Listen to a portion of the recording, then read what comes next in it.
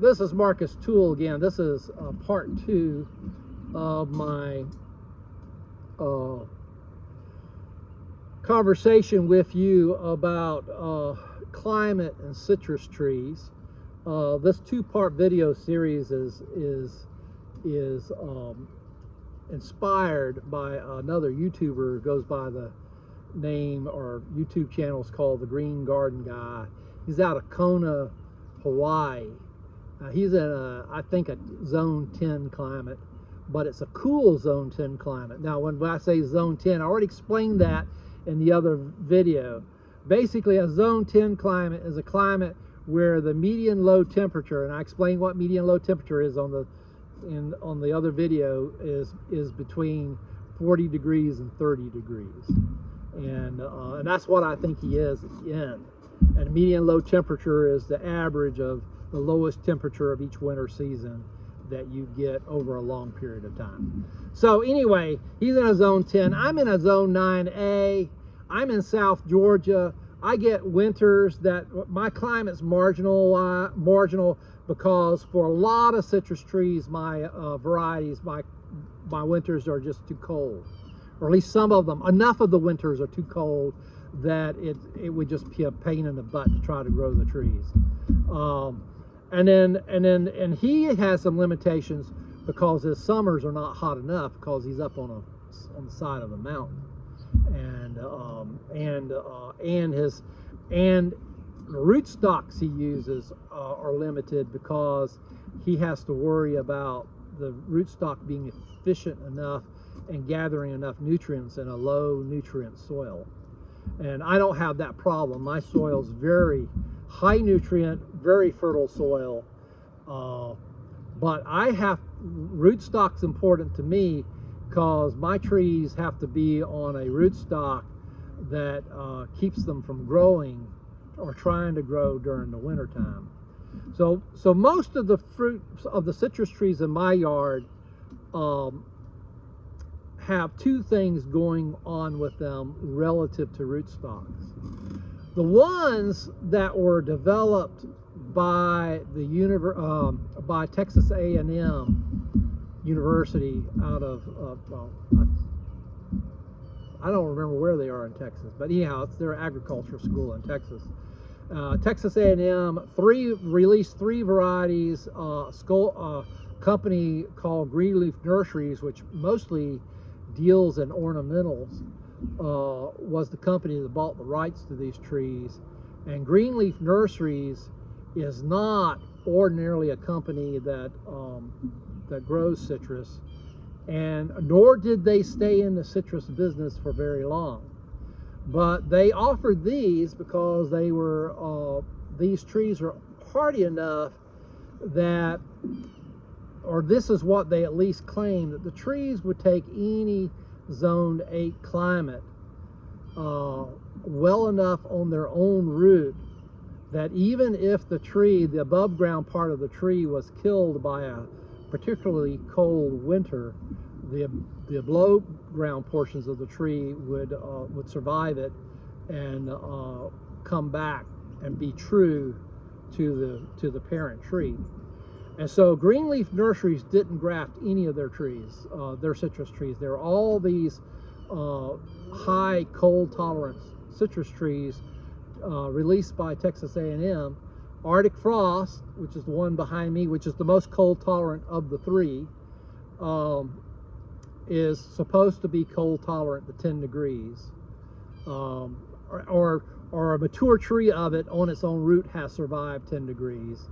And I think it's rated to 12 degrees by Texas A&M. And the coldest that my particular tree has gone through without any protection is 16 degrees. I have another one that's Orange Frost, which is from that same program, and it's on its root. And I think that one is rated for 15 degrees. And then I have a Lemon Frost, which is rated for 20 degrees. And I don't know why it's rated for 20 degrees, because that tree sure does act like it's way more cold tolerant than that so far.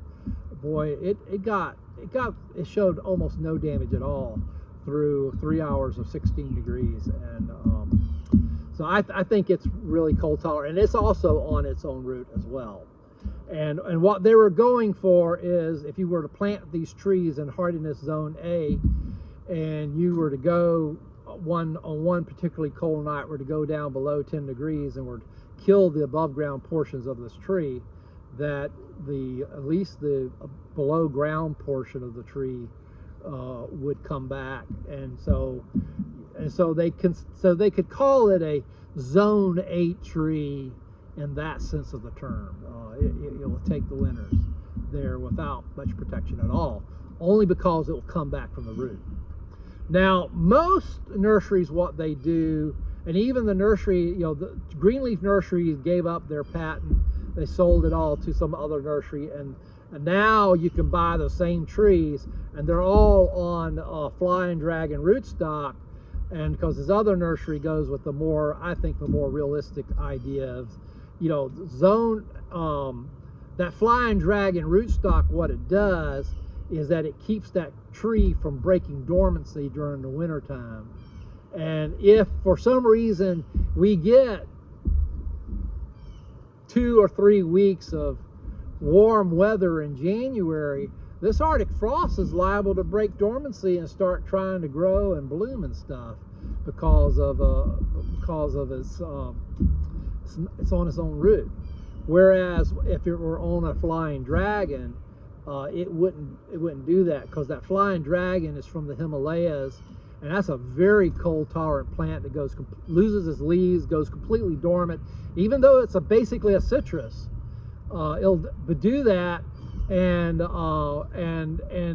when it's dormant in the wintertime, it's not sending water and nutrients to the branches, trunk and branches, and so that tree is a whole heck of a lot less likely to start actively growing in the middle of winter, and that active growth is what would make it susceptible to a freeze. So here, having a tree grafted to Flying Dragon is a good thing. And whereas in Kona, Hawaii, it's a bad thing, because the roots of the Flying Dragon just are not efficient at getting the nutrients out of that poor soil. And so the Green Garden side, you want a different rootstock. You want something that's going to make a big, highly efficient root system. So it is what it is. In different climates, trees do different things, and you're looking for different things with citrus trees. So here, for a citrus tree to work here, to have it in the middle of the yard, it needs to be able to take at least 16, 15. You need to be pretty confident that, especially once it gets too big for you to easily cover it up, that you aren't going to lose it on a 16-degree night, because that's going to happen every 2 or 3 years. And a 10-degree night is maybe once every 20 or 30 years. And as far as I know, that 3-degree night only happened once since people have been keeping records in Bullitt County. So there you have it. But it doesn't matter where you are. In a Zone 9 climate, you can get a winter that'll kill your citrus trees. It just isn't likely to happen. It isn't likely to happen this year, and or any one given year. But we're going to go down to 15 degrees probably sometime in the next 3, 4, 5, 6 years. I mean, it is what it is, and it's going to happen. I'm confident my trees would all live through 16, and I'm confident they'll probably live through 15 if it doesn't last very long. This past winter, we had a forecast of 5 hours of 15 degrees, and I went to bed pretty worried that night. I wasn't sure. I was confident that the Arctic frost here would be okay with it, but I was a little bit worried about my I was very worried about my ruby red grapefruit tree, which is really only rated for 20 degrees, and a little bit worried about my pink frost grapefruit, which is rated for 16. And but you know, we lucked out. The coldest it got was 22 degrees, so it was a night of worry for nothing here. But I tell you what, west part of Georgia and Alabama, people, they're in the exact same climate that I am in terms of a hardiness zone. Boy, they got that. They got some places with a zone 9 climate got down to 12 degrees. I heard Mobile, Alabama, at their weather station, they got down to 9 degrees. So you know, thank goodness I'm so close to the Atlantic Ocean, because that really helps me. I don't get those spikes quite as bad as they do a little further west of me. I don't get as cold, and I don't get as hot, and I don't get as many tornadoes. And I hope I don't get any tornadoes right here. So it is, you know. So anyway, another thing you got to think about in terms of climate, though, is especially here, is when does the fruit ripen? I can't grow tangelobes for 2 reasons. I can't find a tangelo variety that's rated for any colder than 25 degrees. And that would be a big problem, because it goes down below 25 degrees more years than it doesn't. And then, but the other issue with tangelos is that the darn things ripen in February and March and April. They're ripening now, I think, in places where they grow them. And here's the thing: citrus fruit. If you go below 26 degrees for a long time, your citrus fruit's going to freeze and get damaged. And so tangelos, there'll be a lot of winters where a tangelo won't ripen. It won't have a time to ripen. By the time, it just never would. That's an issue with a lot of grapefruits. I can grow grapefruits, not all of them, a lot, but in fact, probably most grapefruits I can't grow, even if they were early ripening. But I can grow 2 for sure. And I know there's a white grapefruit I can grow in the area, because another guy has one that's doing just fine for him, and it's taken 15 degrees. He just hasn't. He's promising me cyan, and it just, we haven't connected when it was the right time to do it. But I would love to have a white grapefruit tree. I have 2 pink varieties. I have pink frost, and I have ruby red. Now pink frost is ruby red. Ripens here in November. It's a November, December ripening fruit. And even in November, like this year was my first year getting ruby reds, and I had to pick the fruit sooner than I wanted to. I really wanted to keep it on the tree and let it get good and ripe, but then we had a forecast for 22 degrees, and I went ahead and picked it because I wanted to try it. And so I picked it earlier than I wanted to, and it was good, but it was pretty tart still, and I could see enough color to it that I could tell that it was going to be a lot darker pink and red than the pink frost, which is an interesting conversation in itself, because the breeders that wrote the original paper on pink frost said that it gets darker red than the ruby red. That's not true here in Bullitt County. I think that's a temperature issue. People that bred the pink frost are in Tifton. It's the University of Georgia Experiment Station in Tifton, Georgia. That's southwest Georgia, and Tifton just gets a lot hotter in the summertime than Statesboro does. Here we're close enough to the Atlantic that July and August, our high temperatures will hang out in the low to mid 90s. We'll get some days when it's especially in a dry year, we'll get some high 90s weathers. But in a more normal year, what happens if it goes much higher than 96 or tries to, the air rises in the inland, and then the heat rises the air, and then the clouds come in off of the Atlantic Ocean, which is much cooler. It comes in, and we get a rainstorm at 4 o'clock in the afternoon. It cools things down. So basically here, our summer highs mostly hang out in the low to mid 90s, and can occasionally spike up higher than that.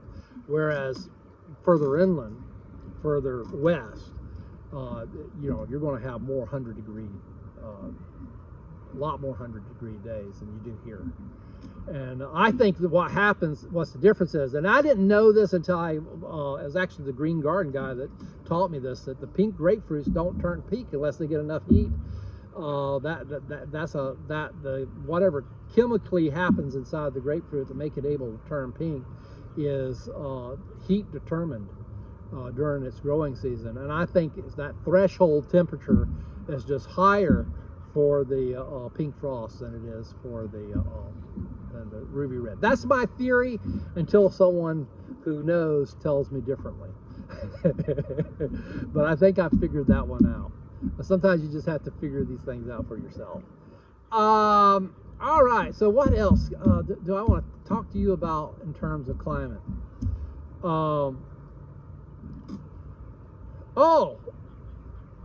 Issues of where to grow the trees. I've already alluded to it.